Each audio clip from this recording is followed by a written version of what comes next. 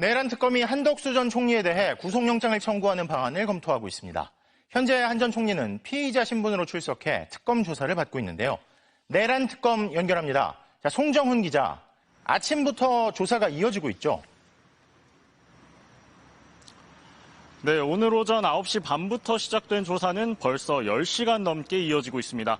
한 전 총리는 특검에 출석하며 여전히 내란에 가담하거나 동조하지 않았다는 입장인지 등을 묻는 취재진 질문에 별다른 답을 하지 않았습니다. 앞서 지난달 초에도 내란 특검에 출석한 적이 있는데 그때는 주로 윤석열 전 대통령의 혐의에 대해 묻는 조사였기 때문에 한 전 총리가 본인의 혐의에 대해 특검 대면 조사를 받는 건 사실상 오늘이 처음이라고 봐도 됩니다. 한 전 총리는 지난해 12.3 비상계엄 당일 계엄 선포와 해제를 위한 국무회의에 모두 참석한 국무위원 6명 가운데 한 명입니다.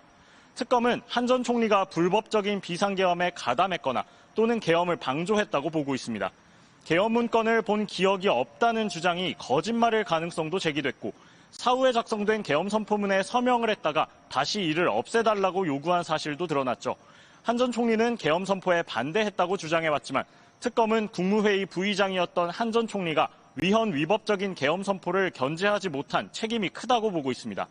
특검은 이 밖에도 한 전 총리가 추경호 당시 국민의힘 원내대표와 통화한 사실 등을 두고 계엄 해제 표결 방해 의혹에 대해서도 조사한 걸로 전해졌습니다. 오늘 조사가 끝나는 대로 특검은 한 전 총리에 대한 구속영장 청구 여부를 검토할 예정입니다. 자, 그리고 특검이 오늘 윤 전 대통령의 최측근인 이상민 전 행정안전부 장관을 재판에 넘겼죠. 네, 그렇습니다. 특검은 오늘 오후 5시쯤 구속된 이 전 장관을 재판에 넘겼습니다. 혐의는 내란 중요임무 종사와 직권남용 권리행사 방해, 위증인데요.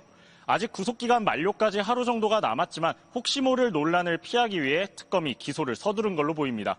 그간 이 전 장관은 계엄 선포에 반대했다는 입장을 밝혀왔지만 한 전 총리와 마찬가지로 대통령실 CCTV 등에서는 이와 배치되는 정황이 포착됐습니다. 이 전 장관의 공소 사실에는 MBC를 비롯해 한겨레, JTBC 등 언론사들에 대한 단전 단수를 지시한 점도 포함됐는데요. 이와 관련해 특검은 국민의 생명과 안전을 지키고 재난으로부터 국민을 보호할 책무를 지닌 행정안전부 장관이 대통령 윤석열을 우두머리로 하는 국헌문란 목적의 내란에 가담해 소방청장에게 특정 언론사에 대한 단전 단수를 지시했다고 설명했습니다.